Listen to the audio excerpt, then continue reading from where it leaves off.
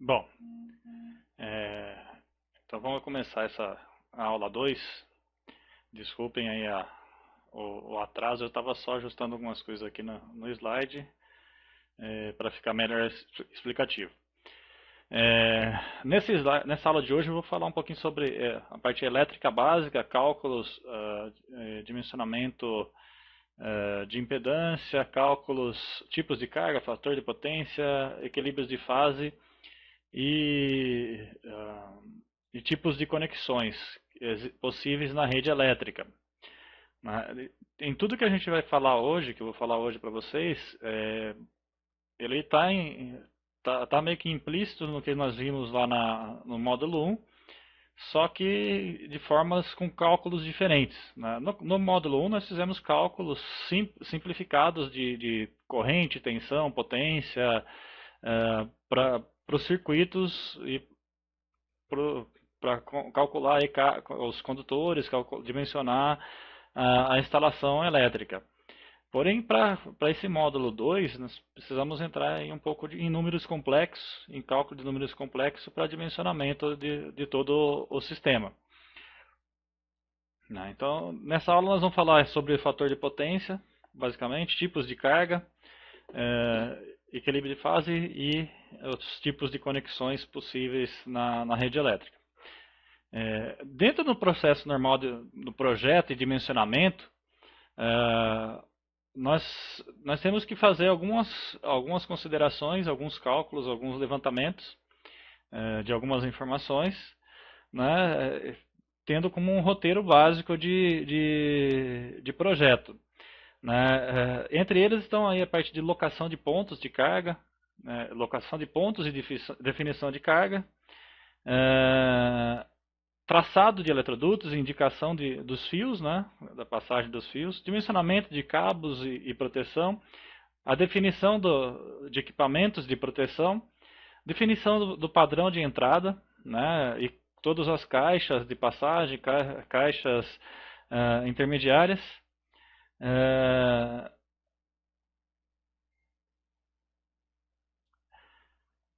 tudo isso nós vimos um pouco para o imóvel residencial no módulo 1.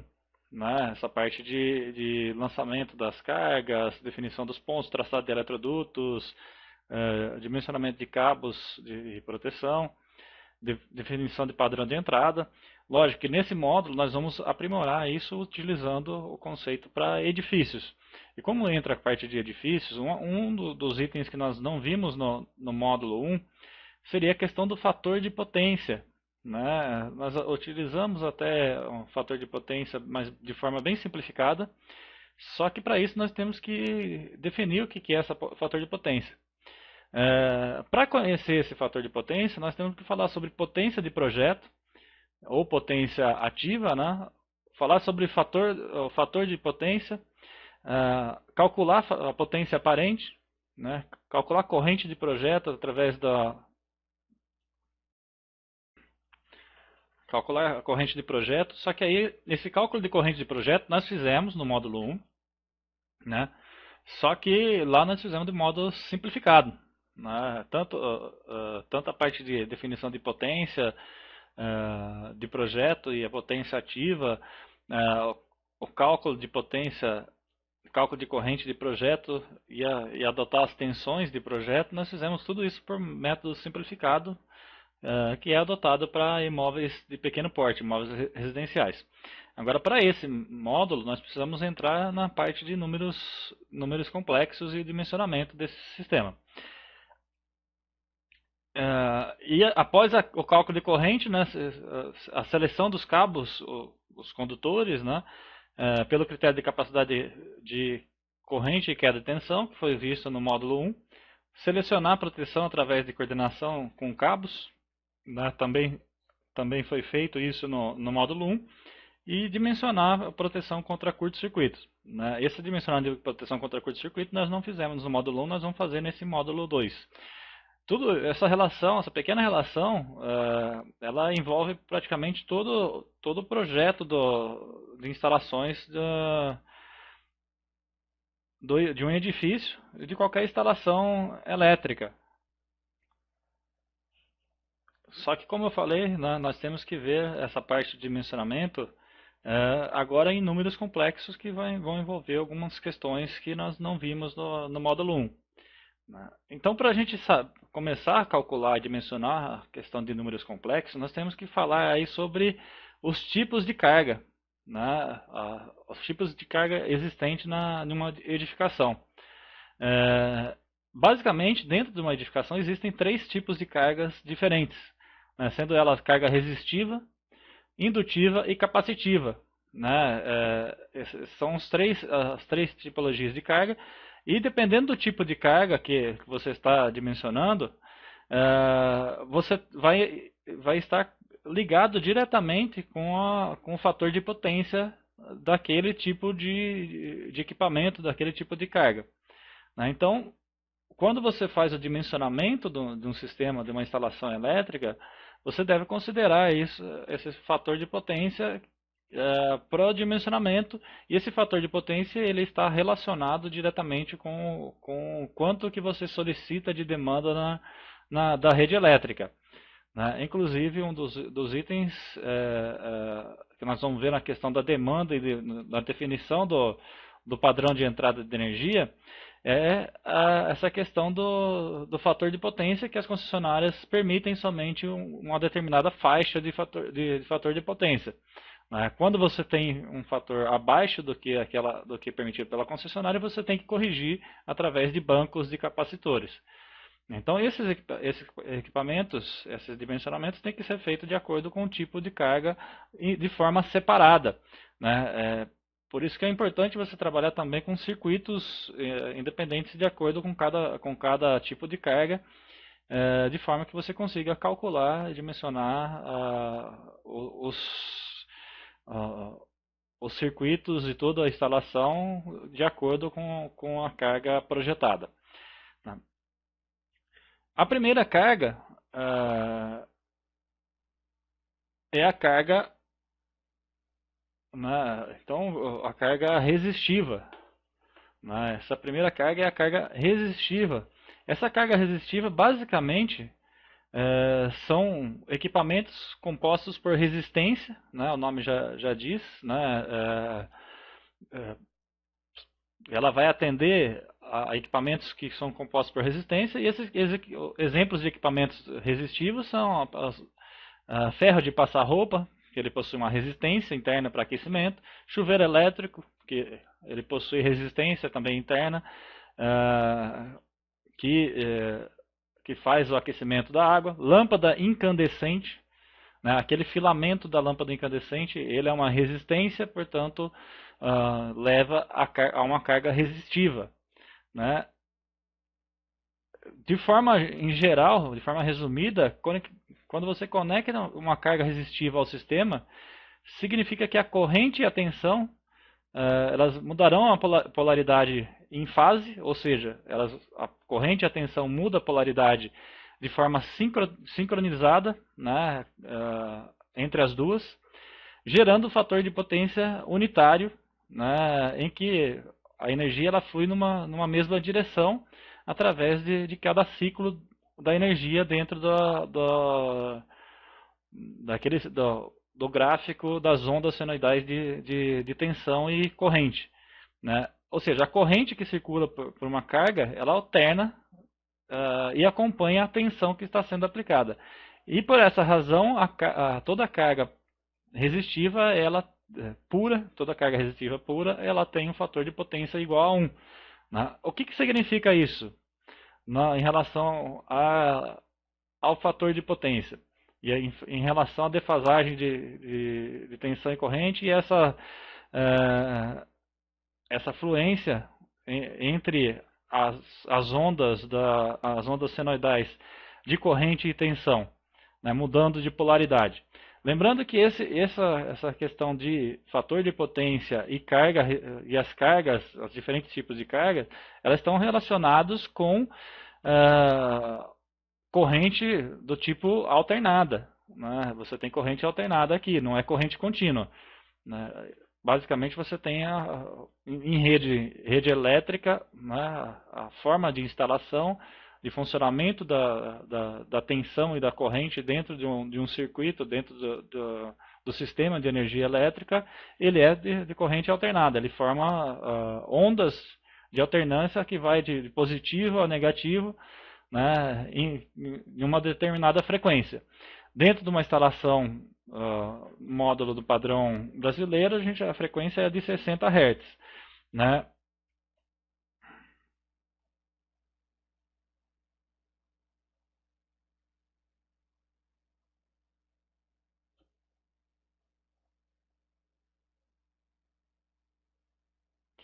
E essa frequência, logicamente que nesse gráfico que está apresentado na tela,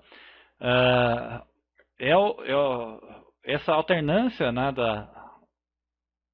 ao longo do tempo, né, aqui a gente está falando de tempo, né, nesse gráfico, essa onda ela vai alternando ao longo do tempo, né, e aqui a gente está falando ou da tensão, né, em volts, ou da corrente também alternando na mesma fase. Quando ele está aplicando aqui o início, né, quando eu tenho o início e o término das ondas, né, da fase, da frequência aqui de tensão e de corrente, iniciando e terminando no mesmo ponto, significa que elas estão com ondas senoidais em fase, né? Elas estão acompanhando em fase, e isso vai gerar para a gente um ângulo de fase zero, que é igual ao fator de potência 1, resistivo. Né? Isso é um circuito puramente resistivo.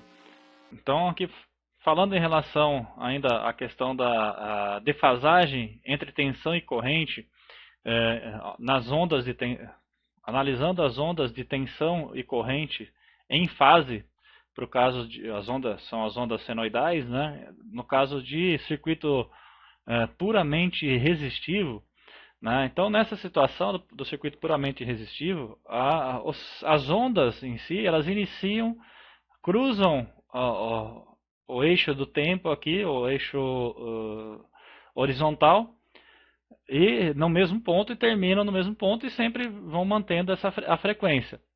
Né? Quando ela se inicia, né?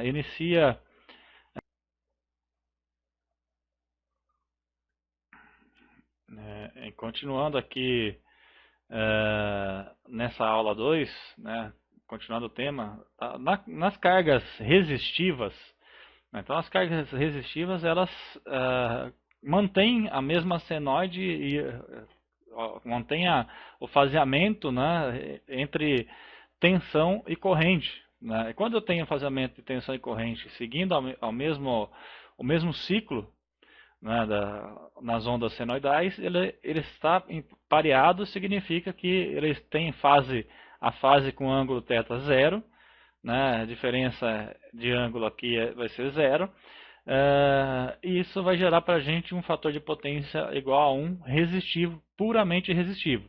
Né? Só cabe ressaltar que na prática, né, não existem circuitos puramente resistivos. Né?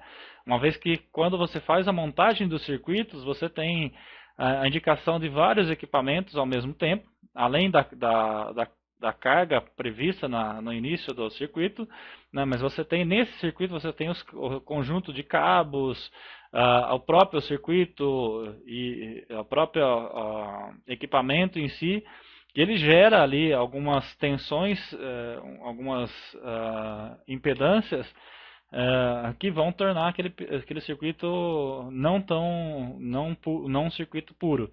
Né? Mas aí, para efeito de cálculo principal, a gente utiliza, para cálculos primários, a gente utiliza ele como se fosse puramente resistivo.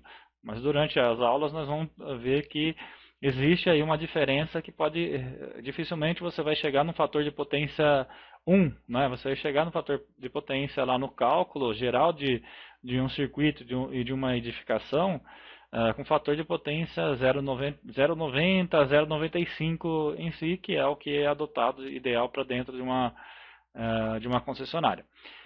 Então esse é o fator, essa é a carga, são cargas puramente resistivas, né?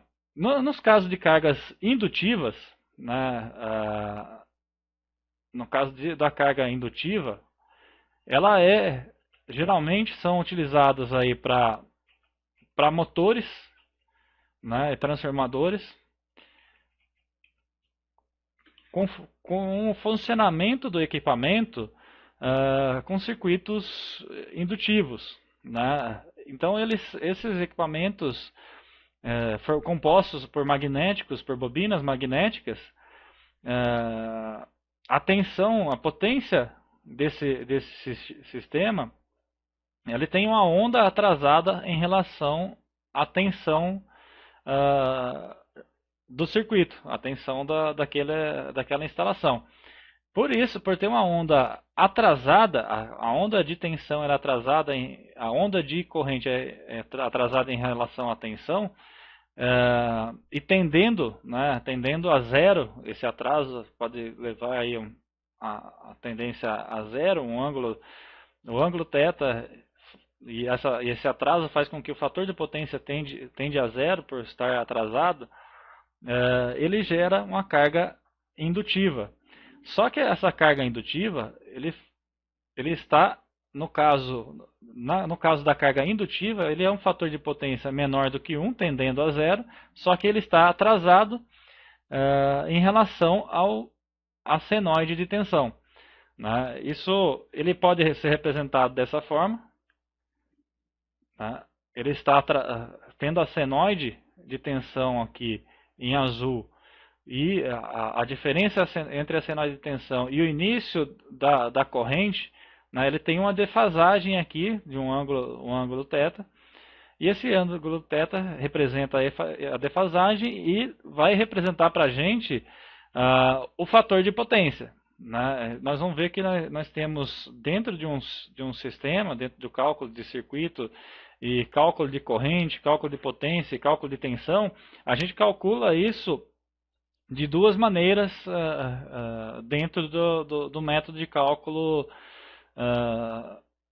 para tensão e corrente, que é trabalhar com o sistema polar e o sistema retangular nas fases, né? Sempre que a gente for trabalhar com um sistema de cargas resistivas, ele não tem atraso, né? Ele trabalha igual aqui o sistema. Então, no eixo fasorial, ele significa que a fase e a tensão estão rodando no mesmo eixo, né? Deixa eu ver se eu consigo fazer o desenho aqui. Então eu vou ter lá um eixo fasorial,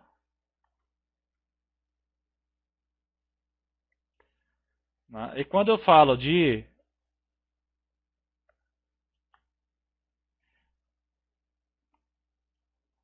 fator sistemas puramente resistivos,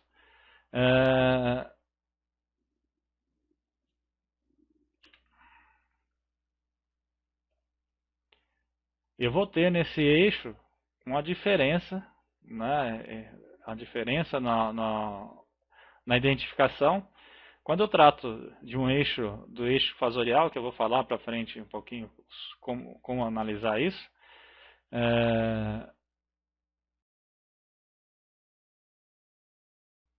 alô, alô. Bom, o eixo para formação e análise das ondas senoidais, né, ele é um eixo aqui com um vetor x e o vetor y dentro da instalação, né? Então eu tenho que trabalhar. Esse eixo ele é conhecido e falado como vetor eixo de vetores fasoriais, né? E quando eu analiso em relação à tensão e corrente de fator no cálculo resistivo, o ângulo de rotação aqui das fases para formação da senoide, das senoides do sistema de elétrica, de atendimento da elétrica, eu tenho a tensão, o ângulo de tensão, né, o eixo fasorial de tensão, ele vai estar no mesmo ângulo em relação ao eixo de corrente. Bom, estava tentando desenhar um gráfico de vetor fasorial, mas o computador está meio lento, então eu vou explicar aqui através desse gráfico, desse desenho. O eixo fasorial, né, o eixo fasorial é como se ele estivesse passando um eixo aqui nessa posição, onde eu vou ter na minha instalação a potência, né, a potência correndo no eixo, potência ativa correndo no eixo X, né, e a potência reativa no eixo Y, tendo uma potência reativa no eixo Y, e aí esse ângulo θ de defasagem aqui que está indicado na imagem, né, que está aqui nessa posição, o ângulo θ, quando eu falo de potência resistiva, puramente resistiva, eu não tenho essa diferença da potência reativa aqui na instalação. Então, o eixo fasorial da potência aparente ela vai ser igual à potência ativa, fazendo com que eu tenha um ciclo de senoides aqui, sem a defasagem no sistema, né, sem nenhuma defasagem entre a tensão e corrente. Isso aqui, dessa forma, tem a representação do eixo fasorial de tensão e corrente para o caso do sistema resistivo. Então, eu teria aqui a indicação da corrente e tensão, né, corrente e tensão trabalhando no mesmo eixo, né, um sobrepondo o outro, né, só que com a diferença, lógico que são unidades diferentes, então a tensão ela vai ser maior do que a corrente aqui, né, um estou falando em volts e o outro estou falando em ampere, né, tendo essa diferença, é a diferença basicamente do vetor aqui dessa senoide. O vetor y, né, é a diferença entre a tensão e a corrente. Mas eles estão trabalhando na mesma fase, né? Imaginar que isso aqui, ele está fazendo dentro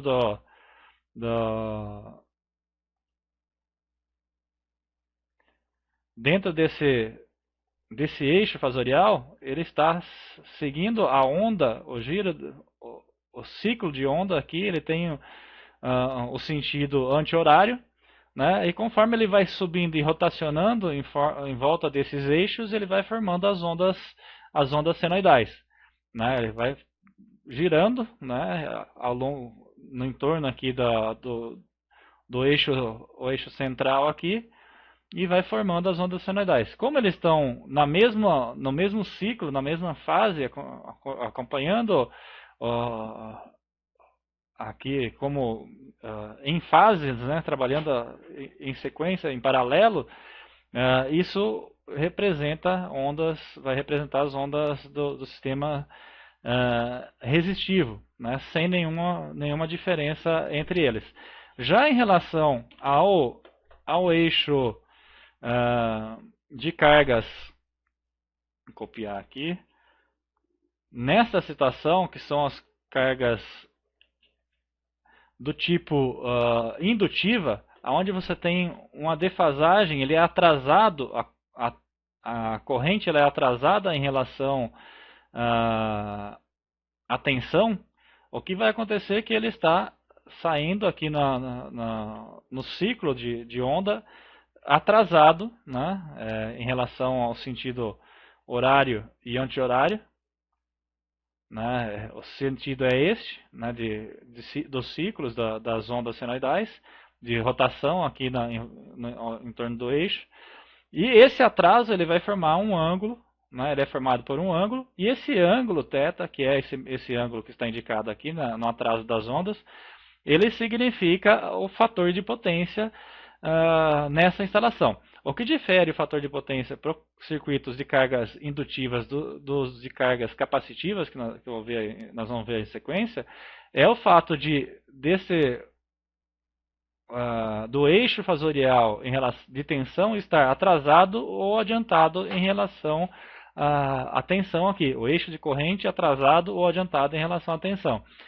Basicamente é isso que altera, que muda em relação a ser indutiva ou ser carga capacitiva. Né?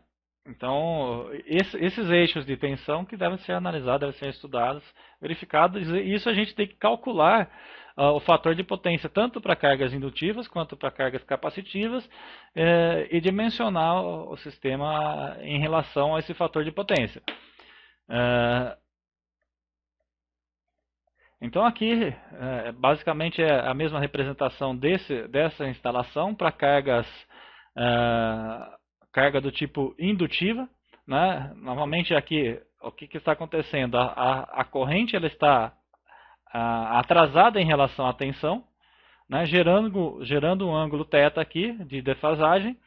Né? E esse ângulo θ ele equivalente, gera a equivalência aqui para transformar a potência ativa em potência aparente. A potência aparente é a potência que realmente é consumida, é solicitada dentro da concessionária.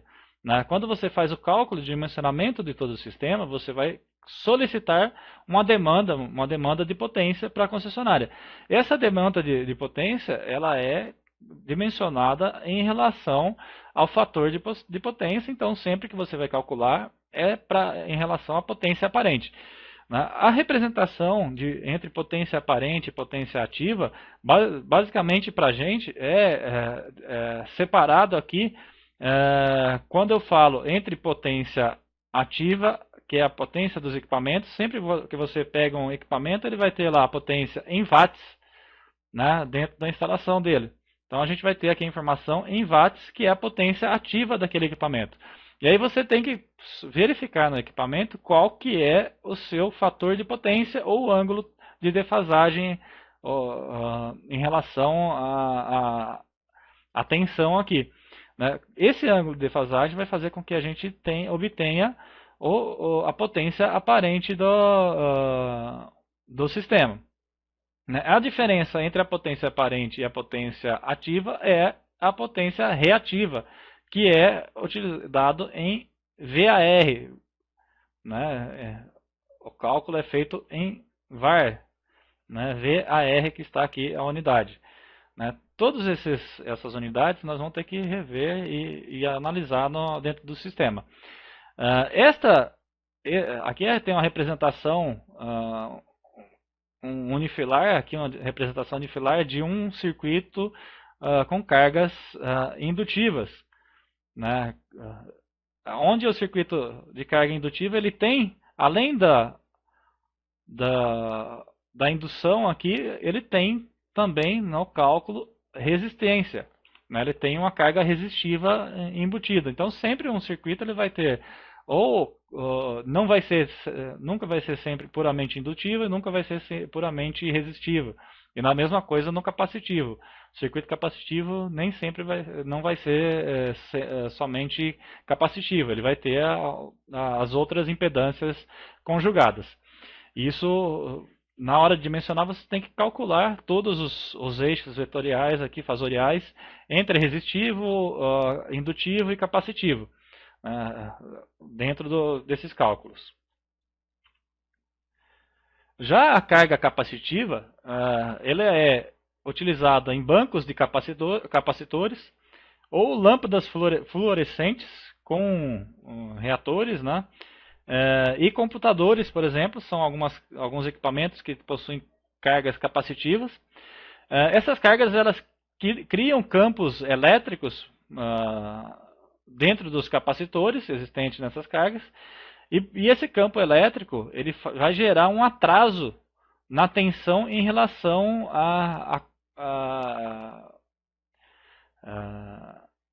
ele gera um atraso da tensão em relação à corrente. Então isso faz com que tenha um fator de potência diferente de 0, diferente de 1 e tendendo a 0, só que aí essa carga ela está numa carga adiantado em relação à tensão, né? Os capacitores eles fazem com que gere um atraso na tensão, né? E adianta a corrente, né? Você vai adiantar a corrente e atrasar a tensão aqui. Da mesma forma, ele gera aqui um ângulo θ, né? Esse ângulo θ ele vai ser representado lá nos eixos, no eixo fasorial da mesma forma, só que de um sistema diferente, né? Eu tenho aqui o giro de tensão e corrente no sentido anti-horário, e eu vou ter, nessa situação, como ele está, a corrente está adiantada em relação à tensão, então eu vou ter o eixo fasorial de corrente nessa posição, e o eixo de tensão atrasado aqui, em relação ao eixo de corrente, né? Isso então faz com que eu tenha um adiantamento. Isso é representado, se é adiantado ou se é atrasado, ele é representado através dos sinais, né? Um vai ser positivo, o outro vai ser negativo, né? Então nessa situação aqui, para cargas capacitivas, ele representa com um sinal e a carga indutiva com outro sinal. Quando eu tenho os dois circuitos, os dois tipos de defasagem, de característica de carga na instalação combinados, faz com que um anule o outro, né? Se eu tenho aqui um sistema capacitivo e o outro indutivo, né, a defasagem de ângulo entre um e outro vai fazer com que eu chegue mais próximo de uma carga resistiva, né? Eu vou fazer a somatória aqui, a subtração de um pelo outro. Esse ângulo θ aqui, ou o fator de potência, ele vai subtrair um do outro e vai fazer com que chegue mais próximo do eixo de tensão aqui, deixando ele mais próximo do resistivo. Então essas questões de tensão e defasagem de tensão aqui, eles são identificados no nosso cálculo pelo fator de potência. Então eu tenho eixos de tensão e corrente, né? Aqui demonstrando os eixos fasoriais, né? O primeiro eixo, o eixo de tensão, e o segundo, o eixo de corrente. E aqui embaixo o θ, né? Quando eu tenho o ângulo θ reduzido, significa que a defasagem entre tensão e corrente ela é reduzida. Quando eu tenho θ elevado, significa que a minha defasagem entre tensão e corrente é alta, e isso faz com que eu tenha um fator de potência baixo tendendo a zero, né? Ele vai se aproximar de zero. Quanto maior o ângulo de defasagem, menor vai ser o meu fator de potência e chegando em relação a zero. Então, esse ângulo, né, representado aqui no gráfico, nesse gráfico das ondas senoidais aqui de tensão e corrente, ele é representado por esse ângulo aqui, e esse ângulo ele é equivalente ao fator de potência da nossa instalação, né? Dentro de uma instalação elétrica, eu tenho normalmente uma instalação elétrica, uma rede elétrica, eu tenho três fases, né, um sistema trifásico, né? Isso aqui nós estamos falando de sistemas trifásicos, né, de instalação. Uma vez que, apesar da gente ter a instalação interna como podendo ser monofásica e bifásica, né, com duas fases, a tensão e o sistema, a instalação elétrica, ele é calculado, é verificado para instalações de maior porte como sistema trifásico. Então aqui os eixos, tudo que a gente vai falar aqui é com eixos trifásicos, né? E a defasagem, existe aqui uma defasagem entre a tensão das três fases, essa defasagem ela vai ter um ângulo de defasagem entre eles, que ele é de 120 graus. Né? Nós vamos falar um pouquinho mais sobre isso durante a sequência. O que significa e o que altera isso, aonde isso vai entrar nos nossos cálculos.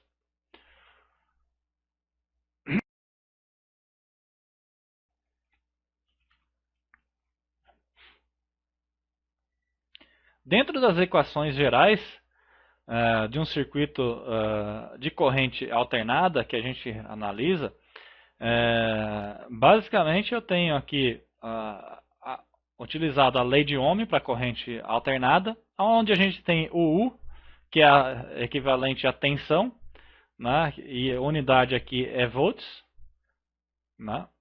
O Z, que é a corrente, né, de projeto, né, que a gente já viu, que é determinado em ampere, e o I, né, que é corrente, é determinado em ampere, e o Z, que é a impedância, sendo uma grandeza característica, a impedância ele é em ohms, né, em ohms.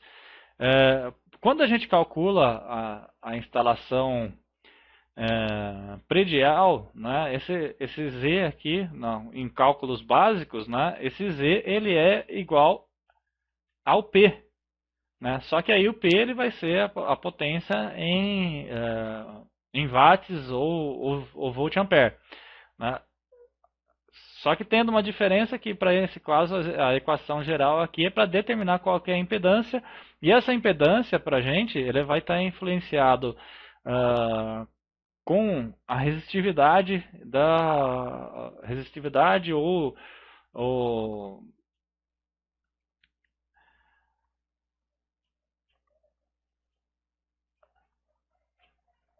no caso aqui a indutância e outras características do material e da instalação que você está prevendo. Então o cálculo que a gente vai fazer aqui nessa situação é um cálculo em ohm. A unidade da impedância é em ohm. Sendo que o ângulo de Z, né, esse ângulo dado de Z é uma defasagem entre tensão e corrente, e esse valor da impedância, que é também o valor Z aqui, equivalente também ao fator de potência, ele é lido em um medidor de defasagem. Né? Ele é dado por um medidor de defasagem. O módulo U, que é o módulo de voltagem, de tensão aqui, ele é medido por um voltímetro, e o módulo I, que é em amperagem, a corrente, ele é medido por um amperímetro. Todas essas unidades, todas essas unidades aqui da equação, elas podem ser medidas e verificadas por algum equipamento. E sempre quando eu tenho uma instalação predial, eu vou fazer a utilização de uma instalação predial, você consegue e deve medir principalmente aqui em relação à impedância. Né? As concessionárias elas medem a impedância, medem esse fator de potência, né, da instalação para verificar se está dentro dos padrões de ligação dela, e se não estiver dentro dos padrões você tem que fazer instalar sistemas para que deixe mais próximo dos padrões das concessionárias. Então aqui a gente tem um medidor de cosseno θ, que o cosseno θ aqui é o fator de potência. E a gente pode verificar aqui que nesse medidor ele tem aqui o lado, né, do fator aqui de indutância, né, de circuitos indutivos, né, sendo indutivo e sendo medidor um lado sendo capacitivo. Então você vai medir, esse ponteiro ele vai passar aqui numa posição onde ele vai indicar se o circuito, a instalação sua ela é capacitiva ou se ela é indutiva. Né? A faixa de funcionamento normal das concessionárias ela vai ser entre aqui entre 1 e 0,9 para indutivo ou 1 e 0,9 para capacitivo. Você não pode sair fora desse tipo de instalação na medição. Da mesma Outra forma de leitura dessas cargas, das potências de uma instalação, uma potência monofásica, né, entre uma única fase, nesse caso, eu vou ter aqui a verificação da potência monofásica através da equação simples, sendo a potência igual a tensão vezes a corrente, né, sendo que eu tenho aqui dentro dessa instalação, se a minha potência for ou da carga indutiva ou da capacitiva, eu tenho que fazer o cálculo aqui dividindo pelo ângulo, né? O ângulo θ aqui. Esse ângulo ele vai ser nada mais é do que o nosso fator de potência da instalação.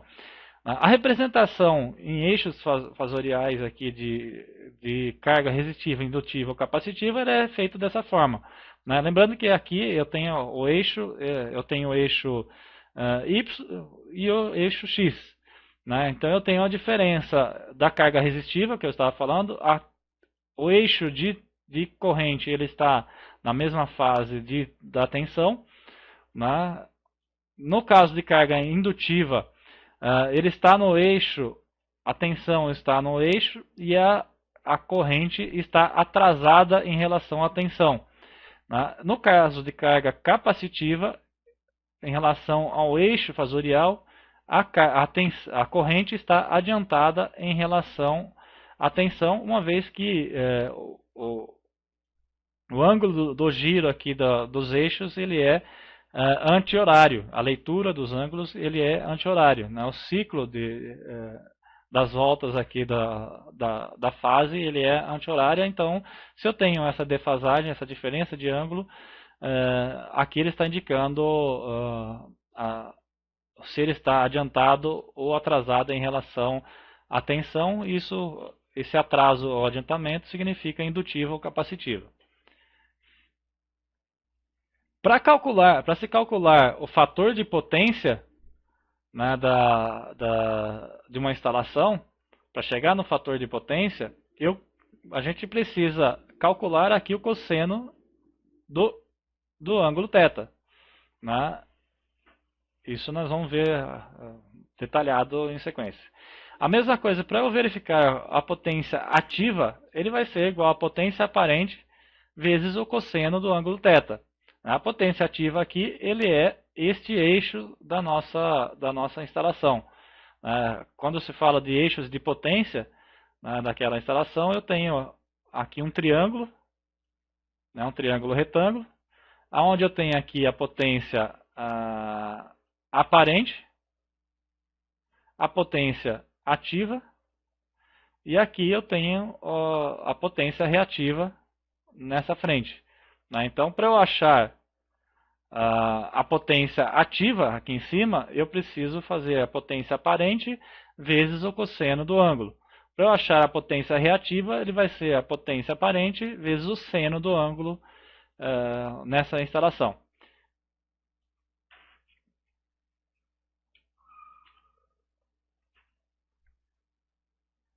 Então, para calcular aqui as potências reativas em kVAR ou VAR, potência ativa em kW ou watts, ou potência aparente em kVA ou VA, nada mais é do que, para achar a potência aparente, né, eu preciso encontrar a hipotenusa.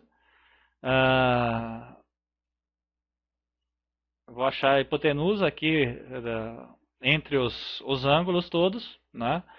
Quando eu quero achar aqui o ângulo do fator de potência, basicamente ele é fazer o cálculo entre o cateto horizontal e a hipotenusa, eu acho o ângulo do fator de potência. Para achar o ângulo θ maior do que zero, achando um ângulo θ maior do que zero, a carga vai ser indutiva. Achando um ângulo θ menor do que zero, ele é capacitivo. E o fator de potência ele é igual ao cosseno do ângulo, né, lido aí, no caso, pelo medidor de fator de potência. Basicamente, para eu achar o fator de potência, a fórmula é esta, né? Eu vou fazer o fator de potência aqui vai ser o valor de kW dividido pelo valor de kVA, ou seja, potência ativa dividido pela potência aparente, e eu vou achar esse valor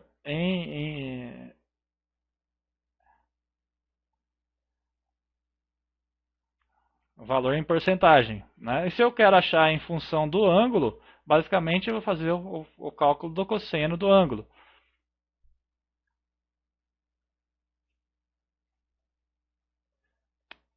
Da mesma forma, eu posso fazer o cálculo do fator de potência, achar o fator de potência através desta equação.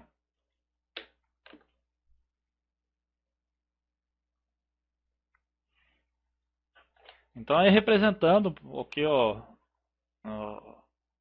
seria as unidades entre potência reativa, ativa e aparente, nós temos essa pequena imagem que representa bem o que é cada uma delas, né? Onde tem a potência aparente do nosso sistema, que é a potência que é fornecida pela concessionária, que você vai solicitar pela concessionária, é a somatória aqui da potência reativa, que é uma potência que é perdida no sistema, pela potência ativa, que realmente vai fazer funcionar aquele equipamento. Então você tem uma perda de potência aqui, né, um resíduo de potência, que é a potência reativa, e o que vai ser utilizado realmente é a potência ativa, né?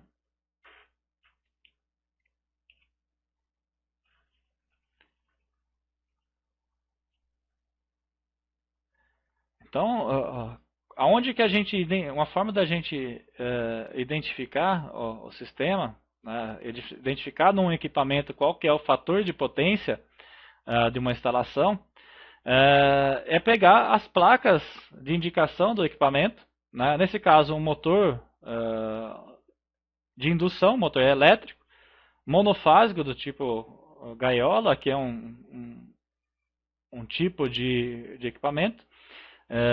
Ele é com frequência de 60 Hz, né?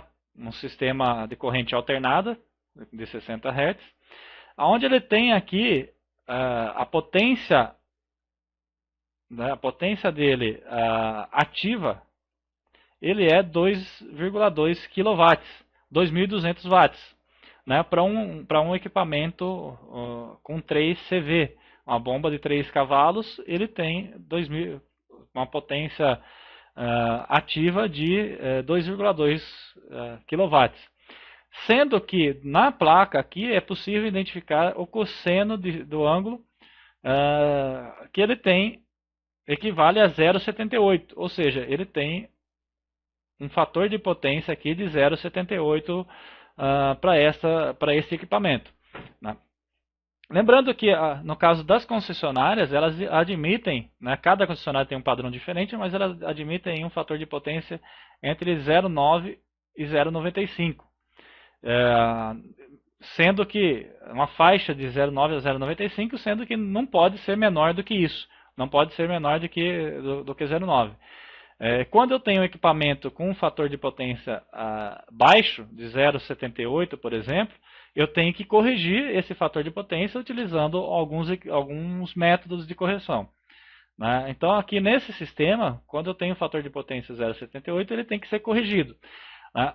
Esta correção ela pode ser feita de duas formas. Se eu só tenho na minha instalação um equipamento do tipo de carga indutiva, né, de indução, que é o sistema de bombeamento, se ele nesse circuito, nessa instalação, só tem este equipamento, na entrada da minha instalação, eu vou ter que instalar um banco de capacitores, né? Eu instalo um capacitor ou na própria bomba para fazer a correção aí dessa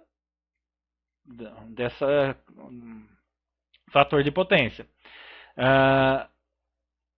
Já se eu tiver na minha instalação, na minha instalação como um todo, o motor, e eu tenho lá um outro circuito, onde eu tenho lâmpadas do tipo fluorescente, que são cargas do tipo capacitiva, né?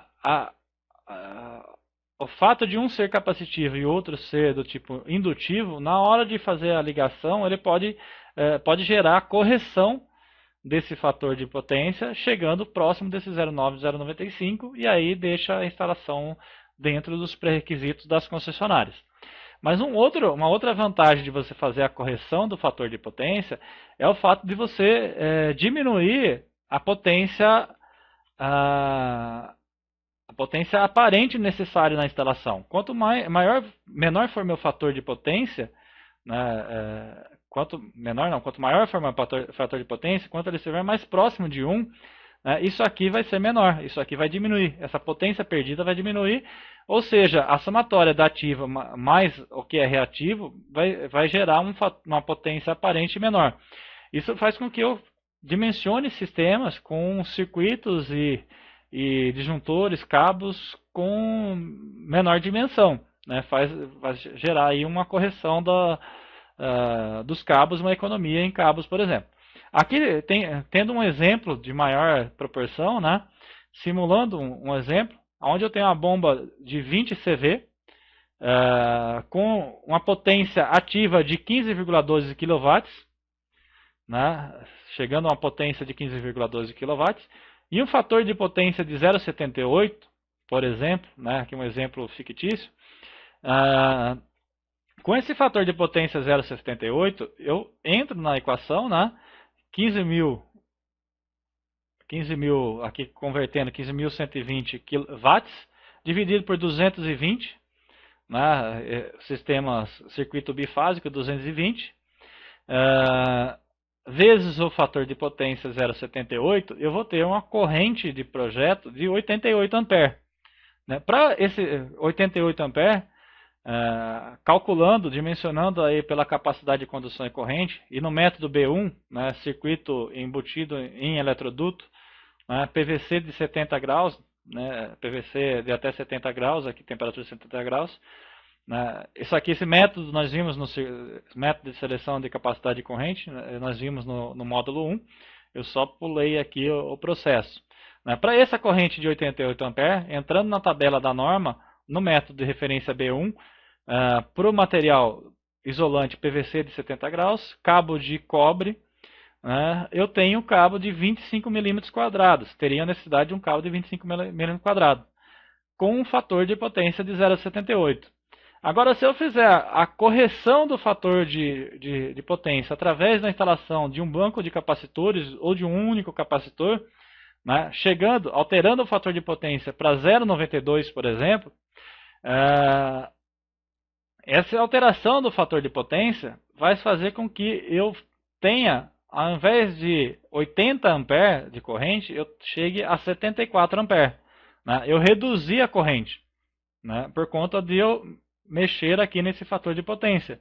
Né? Vou dividir aqui a minha potência ativa por 220 vezes a meu fator de potência, chego aqui na minha corrente de 74 A. Com 74 A entrando na mesma tabela da norma, eu vou ter um cabo de 16 milímetros.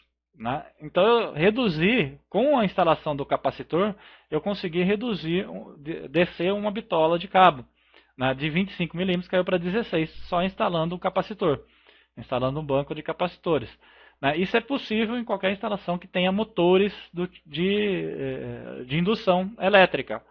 Né? O que são os motores de indução elétrica dentro de uma instalação predial? São bombas, eletrobombas, né? Para recalque de água, por exemplo, sistemas de pressurização de água, motores de elevadores, né? Bombas de piscina, por exemplo, e qualquer outro tipo de motor do tipo de indução elétrica, ele pode ter a necessidade e pode ter essa possibilidade dessa correção. Verificada essa correção, você consegue reduzir a bitola dos cabos na sua instalação. Sem contar que você vai conseguir, nesse caso, reduzir também, que eu não demonstrei aqui, mas você reduz a demanda de instalação elétrica da sua edificação. Reduzindo a demanda, você pode, no cálculo de demanda, você pode baixar a categoria da sua instalação, Quando você baixa a categoria da sua instalação, você vai acabar gerando uma conta de energia elétrica menor do que as outras, porque você reduz o preço da tarifa aplicado para o seu imóvel. Né? Então, se eu tenho um imóvel que ele é de uma determinada demanda, né, eu diminuo essa demanda da minha instalação, eu consigo fazer também a redução da tarifa da minha edificação. Então, tem várias vantagens de você utilizar um banco de capacitores dentro de uma instalação predial. Principalmente se eu estiver falando de uma indústria. Né? Se eu estiver falando de uma indústria, a aplicação, a quantidade de motores existentes dentro de uma indústria, ela é infinitamente maior do que os motores previstos num prédio, por exemplo, num edifício, por exemplo. Né? Dentro de uma indústria, essa somatória para a diminuição das correntes e a diminuição da demanda vai gerar uma economia muito grande na instalação e vai gerar também uma economia na conta de energia elétrica. Principalmente porque indústrias eles compram energia elétrica por demanda. Ótimo. Bom, então dentro da instalação, né, simulando aquele exemplo anterior, aqui eu tenho um quadro, né, de comandos de bombas com vários equipamentos. Né, esses equipamentos a gente vai analisar durante o curso, como demonstrar cada um deles. Né. Aqui eu tenho um quadro de comando e um quadro de proteção desse circuito da bomba em si, né, está conjugado. E nesse quadro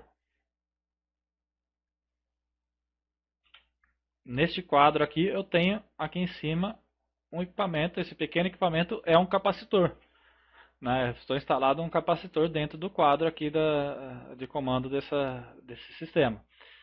Isso aqui faz com que eu consiga reduzir a demanda, reduzir a corrente do meu projeto por conta da redução da alteração do fator de potência.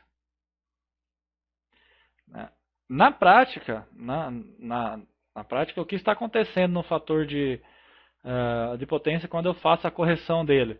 Né? Aqui em cima eu tenho uma corrente a tensão, né? Eu tenho a tensão, sendo que a minha corrente está atrasada em relação à tensão, e aqui ele está adiantado em relação à tensão. Um circuito indutivo e outro capacitivo.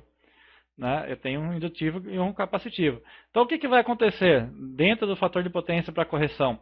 Né? Esse ângulo de defasagem, né, vai acontecer que um ângulo aqui vai anular o outro, né, fazendo com que a minha instalação fique mais próximo do fator de potência 1.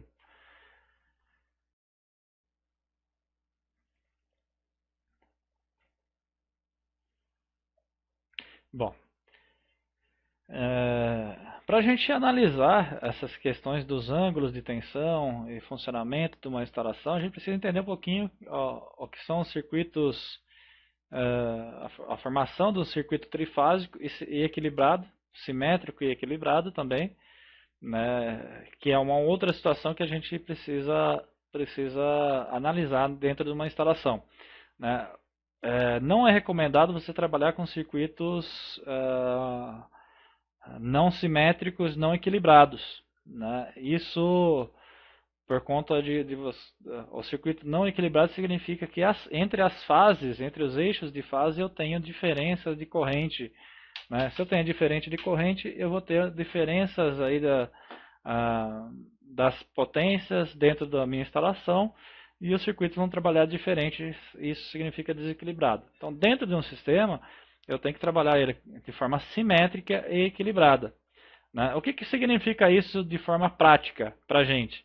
Né? Significa, quando eu faço o dimensionamento de um circuito, de um painel trifásico, de um quadro de distribuição trifásico e de uma ligação trifásica de uma edificação, significa que eu tenho a divisão das cargas e divisão das correntes nos meus circuitos de forma que a somatória das correntes em cada fase elas vão ser equivalentes, né, e bem próximas umas das outras, né? Ou seja, nessa instalação, nesse exemplo aqui de um quadro, de um pequeno quadro com 9 circuitos de uma edificação, onde eu tenho uma corrente total de 128 amperes, né, a divisão aqui por fase deveria ser, para ser equilibrado, próximo de 42,73 por fase, né, para eu ter um circuito equilibrado, né, um circuito trifásico equilibrado aqui dentro do atendimento para a concessionária. Quando eu falo em circuito trifásico, eu tenho que então equilibrar aqui as correntes dentro das fases. Isso vai gerar todo um funcionamento equilibrado do sistema. E esse valor, né, então aqui a divisão aqui das fases está nomeado circuito trifásico, né, fase A, B e C desses circuitos, desse meu quadro. Onde foi feita a divisão aqui das fases, sendo o circuito 1 um circuito monofásico. Aqui basicamente todos os circuitos são monofásicos. Então o balanceamento dos circuitos aqui ele foi feito de forma que eu tenha a somatória das fases, a distribuição, a ligação das fases nos circuitos, para que eu chegue na corrente equivalente aqui, o mais próximo possível do valor que seria para equilibrado. Eu tenho que chegar a aproximar a somatória de 42,73. Então, na fase A, somando os circuitos 2, circuitos 5 e 6, eu vou ter aqui a minha corrente de 41,83. Na fase B, foram somados os circuitos 1, 4 e o circuito 9 de chuveiro, chegando numa corrente de 42,73, que ela é igual da fase, igual à média aqui calculada. E a fase C, eu tenho a somatória dos circuitos 3, 7 e 8, chegando a 43,63. Ele não está totalmente equilibrado aqui no sistema, né? Ele não tá com valor equilibrado.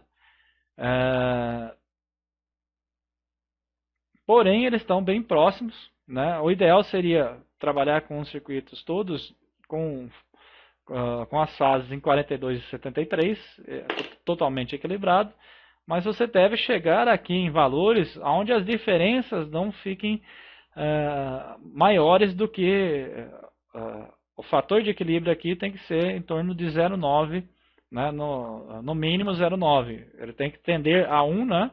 O fator de equilíbrio tendendo a 1, mas não pode ser menor do que 0,9. Né? Não pode ter uma diferença de 10% no equilíbrio das fases. Isso a gente vai aprender a calcular isso através de planilhas e analisar os nossos circuitos dessa forma. No curso, no módulo 1, nós criamos uma planilha, né? Foi criada uma planilha para dimensionamento das cargas na instalação, as planilhas dos circuitos, mas nesse módulo nós vamos ver uma planilha mais avançada, onde a gente tem essa divisão das fases, né? Tem o cálculo e verificação das fases, do equilíbrio das fases aí. Apenas para a gente entender aí a questão dos cálculos dos circuitos, né, das correntes de projeto dentro de um circuito, nós temos vários circuitos dentro da nossa instalação, né, sendo eles circuitos do tipo monofásico e dos circuitos do tipo trifásico. Né? Lembrando que o bifásico, por referência, não existe. Né? O bifásico que a gente utiliza, que é fase e fase, ou duas fases mais neutro, ele é considerado por questão de norma como um circuito monofásico. Né? O trifásico é só quando eu tenho três fases com neutro ou sem neutro. Para o cálculo de corrente de projeto para circuitos monofásicos, quando se trata de circuitos do tipo resistivo, né, eu vou calcular basicamente a corrente em função da divisão da potência, né, nominal, potência ativa, dividido pela minha tensão. Isso vai ser a minha corrente. Né? Quando se fala de indutivo ou capacitivo, né, aí nesse caso de circuitos indutivos ou capacitivos, eu vou ter a corrente de projeto igual a potência ativa dividido pela tensão vezes o fator de potência e vezes aqui o rendimento do equipamento. Né?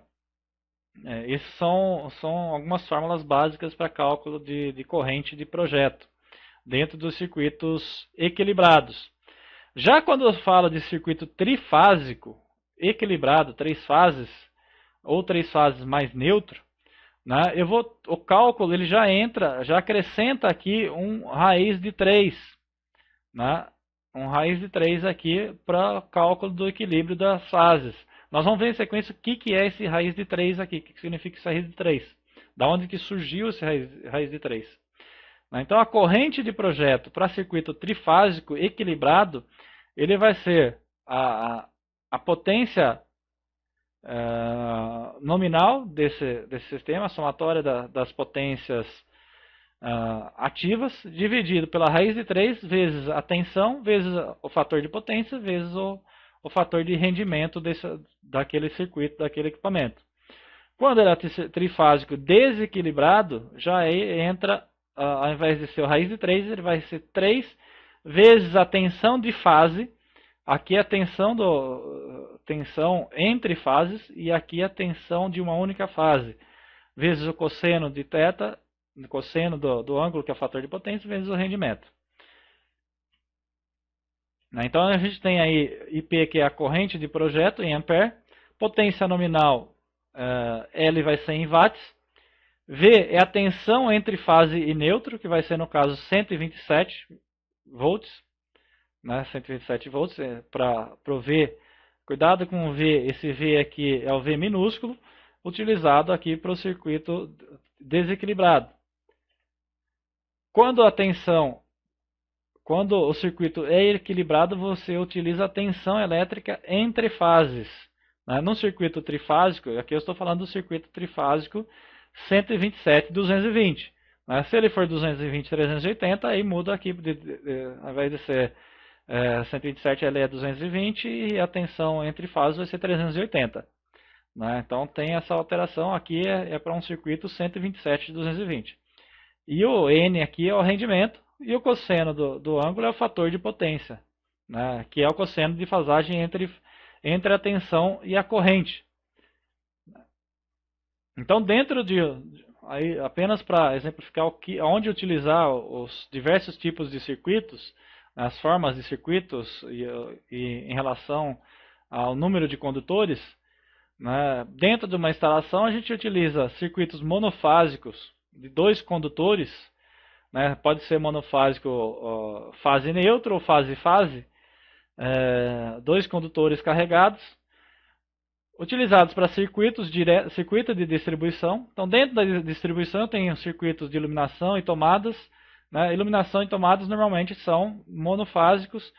Né? Monofásico que eu falo, 2 condutores carregados, né? são atendidos por 2 condutores carregados, podendo ser 2 condutores carregados, sendo um fase neutra e outro fase, ou pode ser fase e fase, né? Onde a gente vai determinar aí que ele quando for fase e fase, para a gente vai ser a tensão 220, né? Mas ele é monofásico para essa questão de denominação. O monofásico a 3 condutores, né? Sendo 2 condutores carregados mais neutro, 2 fases mais neutro, eu vou ter o circuito, vai funcionar para circuito alimentadores de transformadores monofásicos, com um sistema TAP de derivação, né, é uma das possibilidades, ou então para alimentação de quadros com onde eu tenho 2 fases, né, quadros que são denominados como bifásicos, né, onde a gente tem 2 fases carregadas e mais o neutro.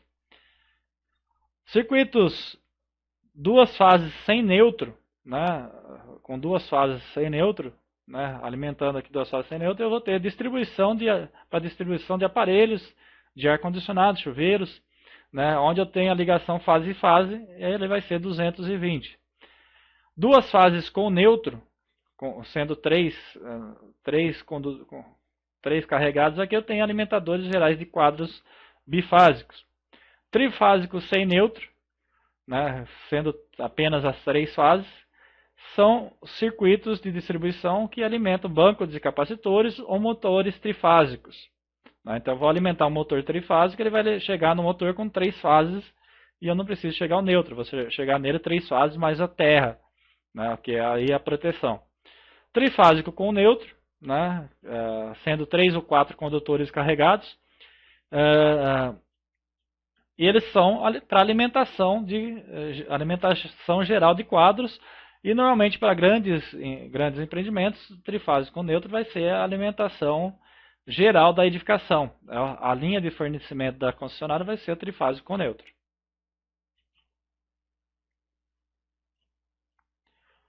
Então, a representação básica de um circuito, de uma fonte trifásica, né, onde eu tenho as fases denominadas aqui como A, B e C, os condutores A, B e C, elas são as fases da minha edificação, e o condutor N é o neutro, ponto de neutro interligado aqui no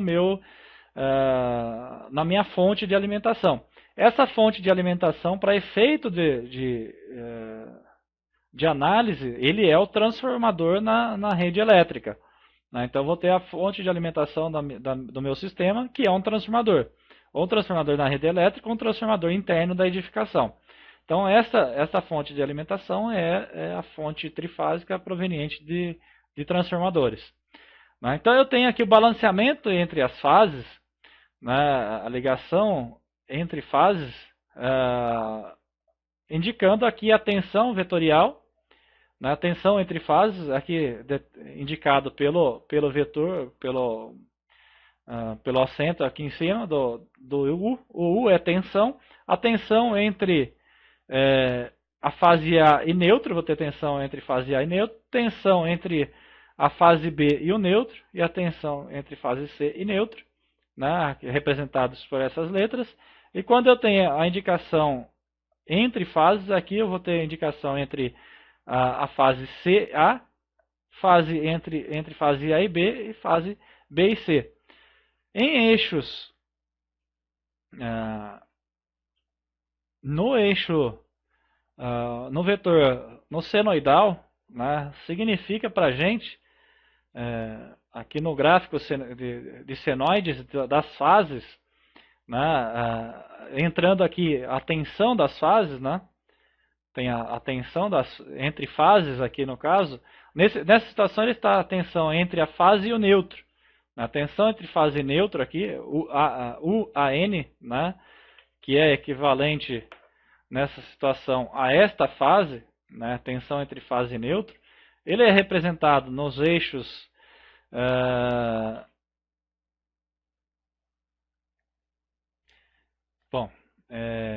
voltando aqui. Então ele é representado em eixos no diagrama fasorial, de eixos do diagrama. Eu tenho aqui a representação entre fase, né, o eixo de fase e neutro. Né, se eu demonstrar aqui o eixo sendo a fase entre a fase A e neutro, eu estando ele no ângulo zero do eixo fasorial, a fase, a outra fase entre a fase C e neutro e a fase B e neutro, ele vai estar defasado exatamente 120 graus em relação ao eixo da fase A e neutro aqui. A mesma coisa acontece entre os ângulos do eixo fasorial, do diagrama fasorial, para quando eu tenho fase e fase, representação de fase e fase aqui. Né? A representação de fase e fase, se eu olhar aqui no ângulo de defasagem, em 120 graus, eu tenho entre fase, né, entre os circuitos formados pela fase AB, o circuito formado por BC e pelo circuito CA, eu tenho uma defasagem de 120 graus. E quando se fala em relação à defasagem para a fase do monofásico para o bifásico, né, que é com duas, aqui eu tenho o bifásico entre duas fases e aqui eu tenho o monofásico que é entre fase e neutro. Né? Entre os circuitos, quando é monofásico e bifásico, eu tenho uma defasagem de 30 graus no eixo fasorial. O que significa isso? Né? Que significa que eu tenho aqui no lançamento da senoide e no lançamento da alternância da senoide, né, girando no ângulo, girando aqui no sentido anti-horário, né, sempre os eixos fasoriais, e para a geração da senoide ele gira no sentido anti-horário, significa que ele vai formar aqui uma senoide de tensão, sendo fase A e neutro da tensão, iniciando no zero, né, inicia-se no zero, forma-se aqui as senoides. A fase B e neutro, ele tem uma tensão atrasada 2 vezes π sobre 3, né, em relação à fase A neutro. Né? A fase B neutro está atrasada em relação a outro. A fase B está atrasada em relação ao neutro. E a fase C está atrasada em relação à fase B aqui. Então ele tem esses ângulos, né? Esses ângulos, a senoide de tensão aqui é representado em método, a tensão representado, o atraso fasorial ele é representado em ângulos, no caso em radiano, que nessa situação vai ser em ângulos. Né? Para a gente aqui, esse 4π vezes 3, representado em radiano, em ângulos, em método polar, significa que para a tensão de corrente, né, a fase A neutro, a relação entre a fase A e neutro, sendo a A e neutro, está a tensão em relação ao ângulo zero de defasagem. A fase B em relação ao neutro, B neutro, ele está atrasado 120 graus em relação à senoide do eixo AN aqui. A fase C ele está atrasado 240 graus ou adiantado 120 em módulo em relação à fase AN. Esses ângulos 120, 240 da instalação, ele vai gerar para a gente aqui essa diferença na hora de calcular, na hora de fazer o cálculo e converter ele para fases, né, entre fase AN e fase AB, né, A e neutro e o eixo A e B, né, como o eixo B e neutro está no vetor inferior e o eixo AN está no vetor diretamente no X aqui, no vetor X, você faz a transposição dos eixos, faz a correção, a correspondência entre fases, invertendo aqui o que seria o BN, a tensão BN positivo passa a ser a BN negativo, e aí fazendo o cálculo dos vetores entre o AB, o BN e o AN, você vai gerar aqui um ponto de tensão, né, um pico de tensão, a tensão AB, que vai equivaler entre a tensão fase neutra e a tensão fase-fase, um ângulo de 30 graus de defasagem. Para a gente encontrar essa defasagem entre fases e entre fase e neutro, a gente aplica o raiz de 3. Né? Então, quando eu tenho a tensão 127 multiplicado por raiz de 3, ele vai passar a ser tensão 120. né? Vai ser a tensão 127 vezes raiz de 3 passa a ser tensão 220, na verdade, que seria a tensão entre duas fases aqui.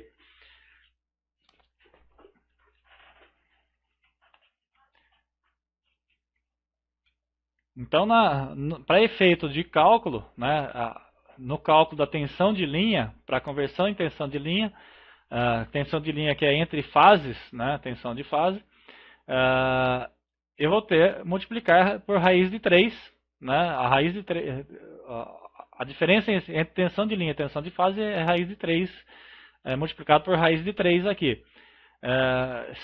Significando que a tensão entre entre a tensão de linha e a tensão de fase vai estar adiantado 30 graus aqui, que é esse adiantado 30 graus nessa situação. Esse 30 graus a gente vai utilizar ele no cálculo das tensões, cálculo de corrente e verificação de circuitos indutivos e capacitivos. Né? Então tem que memorizar os vetores de forma correta para a utilização. Né? A princípio aqui, do jeito que eu estou falando, pode ser um pouco complicado de calcular, mas a hora que a gente fizer os exemplos de cálculo, vocês vão entender como que funciona. Né? Mas o que tem que guardar é que a diferença entre tensão de linha e tensão de fase, ele é raiz de 3. Né? Ou seja, para transformar um circuito de circuito monofásico, que seria 127, para uma tensão de fases aqui 220, basta eu multiplicar a tensão de fase por raiz de 3. Se eu multiplicar 127 por raiz de 3, ele vai chegar no 220 aqui. Né? Então, basicamente é fazer os 127 vezes... Não, a raiz de 3 aqui, que é 3 raiz, vezes 127, eu vou chegar em 219,97 ou 220 aqui, tensão 220. Né? Aqui o ângulo significa a defasagem entre as fases. Né? Basicamente, a defasagem entre fase e linha, que são esses eixos aplicados no eixo fasorial aqui. Né? Então, a tensão de linha UB ele está defasado 30 graus em relação à tensão. A tensão de fase UB ele está atrasado 30 graus em relação à tensão de linha AN. Né? Aí no caso no sentido anti-horário.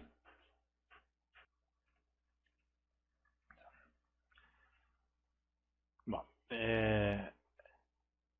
para a questão do fornecimento e análise dos circuitos simétricos, se é simétrico ou equilibrado, a gente precisa conhecer os tipos de conexões existentes com a linha da concessionária. Né?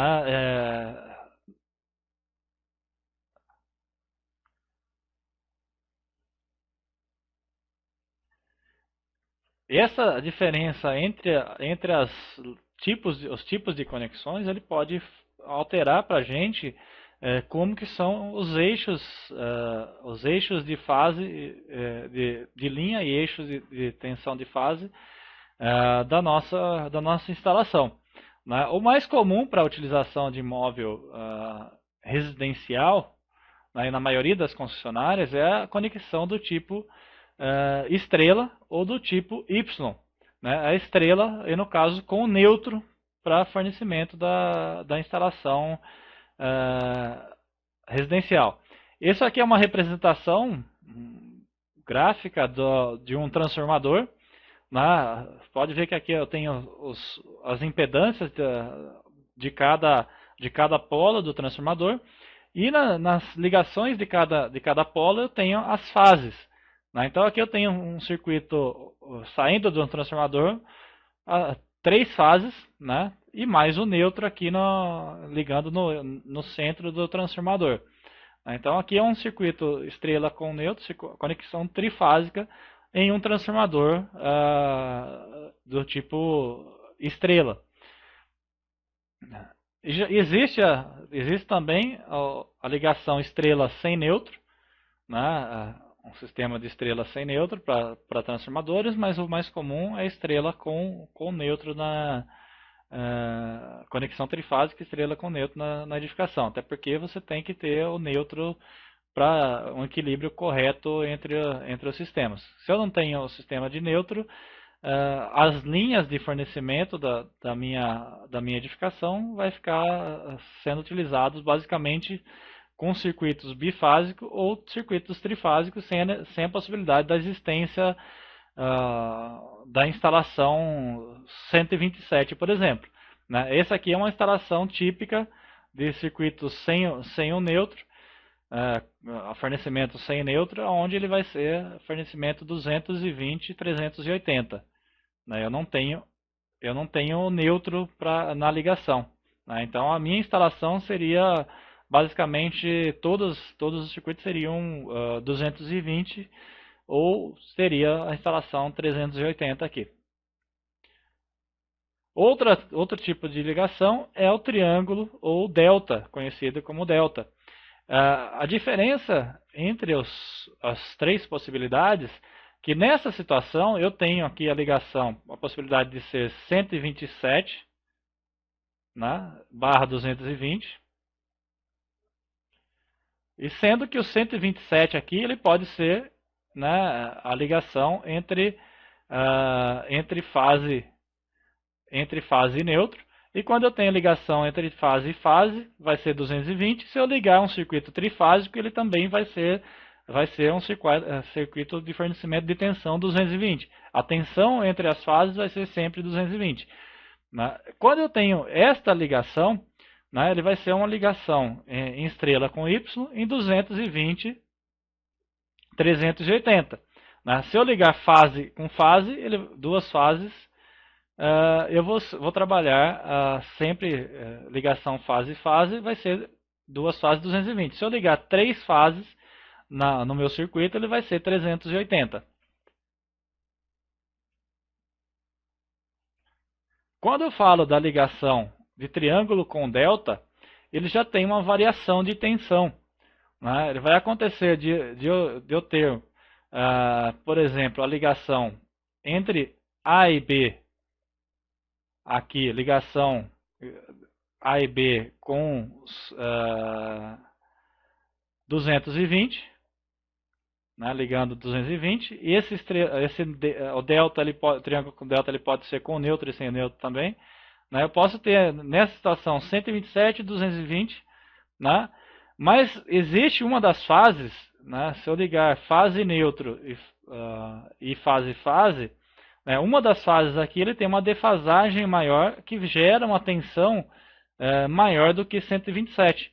Então uma das fases, se eu ligar simplesmente fase com neutro, essa defasagem, por conta da somatória aqui das impedâncias, ele vai gerar uma tensão maior do que os 127 entre fase e neutro.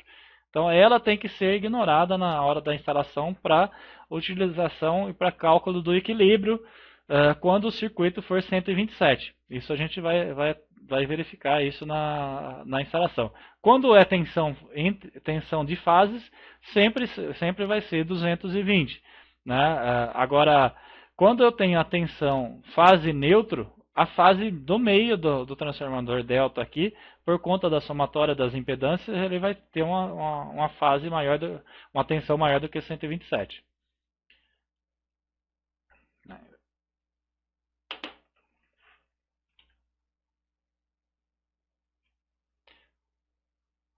Então, os circuitos trifásicos, né, sempre que num circuito trifásico, se as três impedâncias de carga forem iguais, o circuito ele é denominado como equilibrado.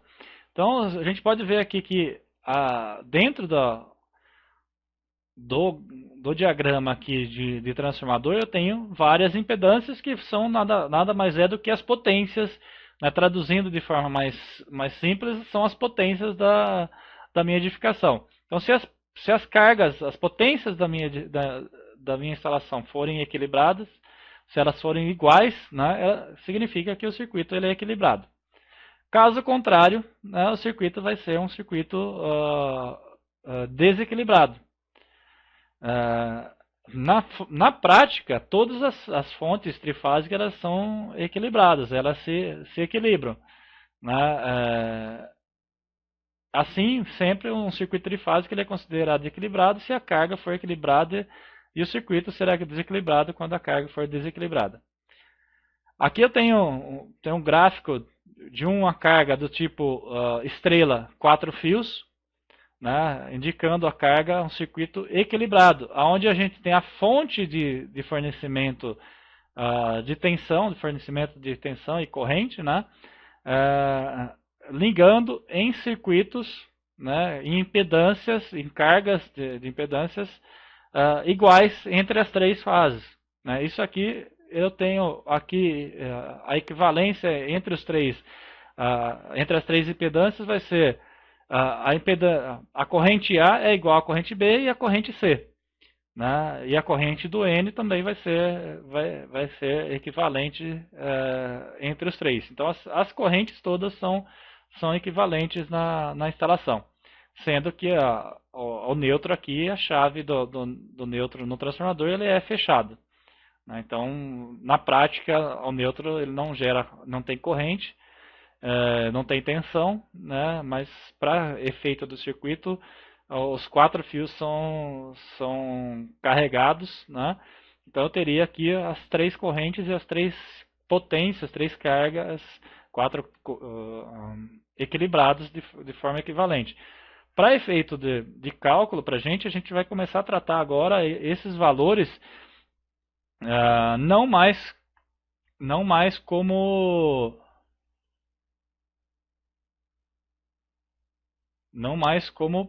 potência, né? Não mais como potência. A gente vai trabalhar como impedâncias, cálculo de impedância dos circuitos.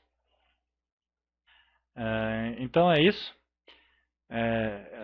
Vou encerrando essa aula por aqui e amanhã a gente volta a falar sobre isso.